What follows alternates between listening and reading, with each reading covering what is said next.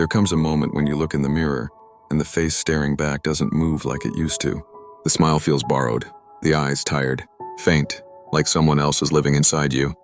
Stay with me till the end of this story. You'll walk away with something the world can't take from you again. A truth that once you see, you can't unsee.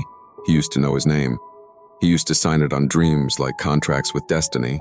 He wore it proudly, a banner stitched in noise and validation. But then, the noise stopped.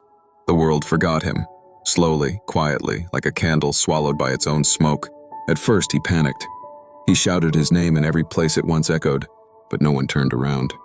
He ran to mirrors, to people, to the things he built, but all of them just stared back and asked, "Who are you again?" That question burned, because deep down he didn't know anymore. See? The world teaches you to build your name before you build yourself. You're taught to chase applause before you chase meaning. And when the clapping stops, you mistake silence for failure. He wasn't a bad man. He just forgot what made him real. He spent his days carrying memories that weren't his anymore. Titles, followers, faces that faded. He tried to feel alive by repeating old successes, but every victory felt like a ghost pretending to smile. And then one night, under a sky with no stars, he heard it, not his name, but a whisper, a voice that didn't come from outside, but from inside. If the world forgets your name, would you still know who you are?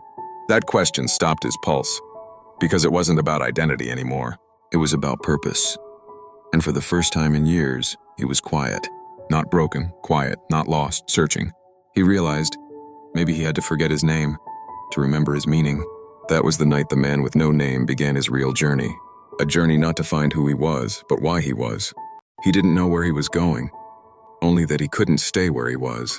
The world around him still called him names: worker, son, friend, failure, dreamer, but none of them fit anymore. They felt like clothes stitched for a body that no longer existed. He realized something brutal. His name was never really his. It was a mask carved by everyone who needed him to be something for them. A mirror built out of opinions, expectations, applause. He lived so long trying to be seen that he forgot how to see himself. So he started walking, no map, no destination, just movement.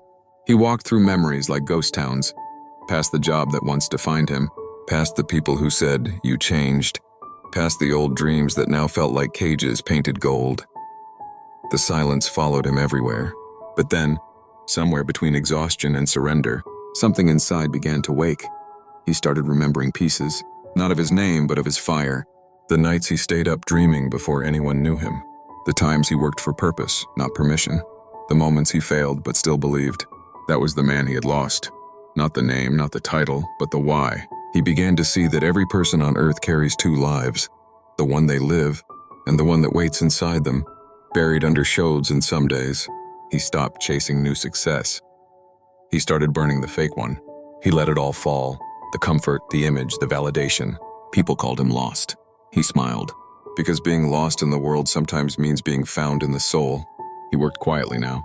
No posts, no noise. Just a man with no name, building something real. Every morning he whispered a promise. I don't need to remember who I was. I just need to become who I'm meant to be. And the more he walked that path, the less he needed identity, because purpose became his name. And purpose can't be taken. But the story doesn't end there. Because soon something tested him, the same thing that tests us all. He met success again. It came dressed in gold, smiling like an old friend. It said, "You've earned your name back." But he looked at it calm, unshaken, and said, "No, I've outgrown it." That was the moment he became unstoppable. Not because he was powerful, but because he was real. He learned that purpose doesn't shout. It whispers, through pain, through silence, through rebirth. And if you can hear it, you've already won. And so if you're still watching, listen carefully. You may not have lost your name, but if you've ever felt empty while everyone calls you successful, then this story is yours. Stay with me, because in the next chapter, I'll tell you what he finally remembered, and how you can use it to rebuild your life from the ashes up. Not with motivation, but with clarity.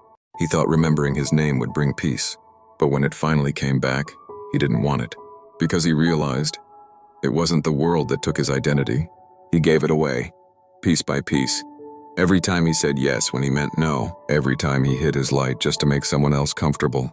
Every time he traded purpose for approval. That's when he saw it clearly. What truly destroys people is not failure. It's forgetting who they are while pretending they're okay. We mistake movement for progress. We're always busy, scrolling, chasing, grinding, but never growing. The man once worked 16 hours a day, yet his soul was unemployed. He learned, not every motion is direction. We mistake applause for alignment. He realized how deadly validation is. It feels warm, but it's a leash. The more people clapped, the further he drifted from truth. Until one day, silence felt like freedom. We mistake comfort for peace. He had everything stable: job, house, image, yet slept next to emptiness. Comfort numbs the pain, but it also buries the purpose. He learned that peace doesn't live in comfort, it lives in clarity. The soul whispers before it screams. When you feel that quiet dissatisfaction, that's your purpose knocking. Don't wait until life breaks you to start listening.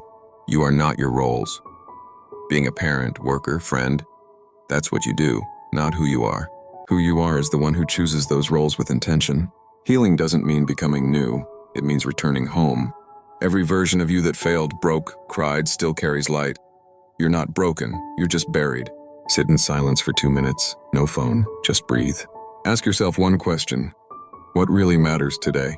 Catch yourself the moment you start pretending. Pause. Be honest, even if it's uncomfortable. Write down one thing that made you proud. Not proud for showing off, but proud for showing up. Weekly, spend a day doing something you loved before the world told you it wasn't productive. These are not routines, they're reconnection rituals. Small ways to remember your own name, not the one people gave you, but the one your purpose whispers when you're quiet. He said, "The day I stopped trying to become someone was the day I became myself." And that's the truth most people never find. You don't need to remember your name. You just need to live in a way that your purpose remembers you. If this story touched you, it's not just fiction, it's a mirror. And maybe the reflection hurts because it's showing you the version of you that still exists beneath the noise. Go now and watch The Dark Truth, Why You Keep Failing. I guarantee, if you understand that one, you won't just change your habits. You'll change your destiny. The world gives you a name to control you. Purpose gives you silence to free you.